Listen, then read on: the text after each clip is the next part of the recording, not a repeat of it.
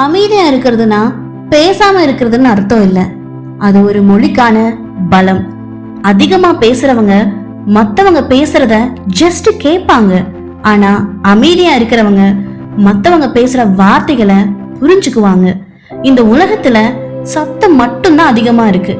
எல்லாரும் பேசணும், சண்டை போடணும், வாதம் பண்ணணும், யாரையாவது தூண்டி விடணும், இல்லையா அவங்கள பத்தி எக்ஸ்பிளைன் பண்ணணும்னு மட்டும்தான் நினைப்பாங்க.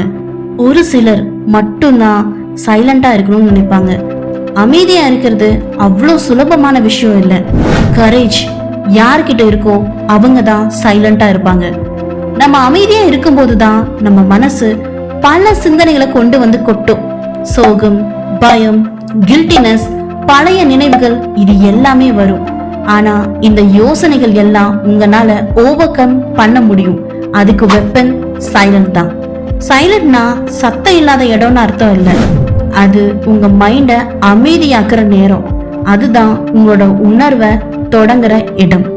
பேசுறது ஒரு திறமை, ஆனா பேசாம இருக்கிறது ஒரு கலை. யாராவது உனக்கு எதிர பேசுனா அப்ப நீ அமைதியா இருந்தா அதுக்கு பேர் பலவீனம் இல்ல, அதுதான் உன் மனச கட்டுப்படுத்துற சக்தி. அமைதியா இருக்கிறதுனால நீங்க கத்துக்கிற நல்ல விஷயம் என்னன்னா, எப்ப எதிர்க்கணும், எப்ப புறக்கணிக்கணும், எப்ப போராடணும், எப்ப அமைதியா நிக்கணும், எப்ப உண்மைய பேசணும், எப்ப உண்மைய வெளியே கொண்டு வரணும். அமைதிங்கிறது வெறுமை இல்ல, அது சக்தியாலும் விழிப்புணர்ச்சியாலும் நிறைஞ்சிருக்கிறது தான். அமைதியா இருந்தா உங்க சிந்தனைகள் தெளிவாகும், உங்க உணர்ச்சிகளை கட்டுப்படுத்த முடியும், உங்களோட மைண்டு உங்க ஃப்ரெண்ட் ஆகும். அதிகமா பேசுறவங்க டக்குன்னு ரியாக்ட் பண்ணுவாங்க, ஆனா அமைதியா இருக்கிறவங்க அப்சர்வ் பண்ணுவாங்க. Observation brings wisdom, reaction brings regret.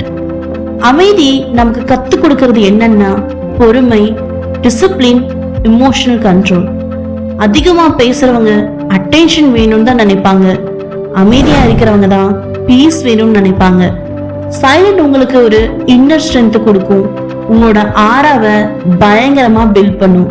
அப்புறம் உங்க பிரசன்ஸ மக்களே காம் எனர்ஜியா ஃபீல் பண்ணுவாங்க. அதுதான் power of silence. When you master silence, you master yourself.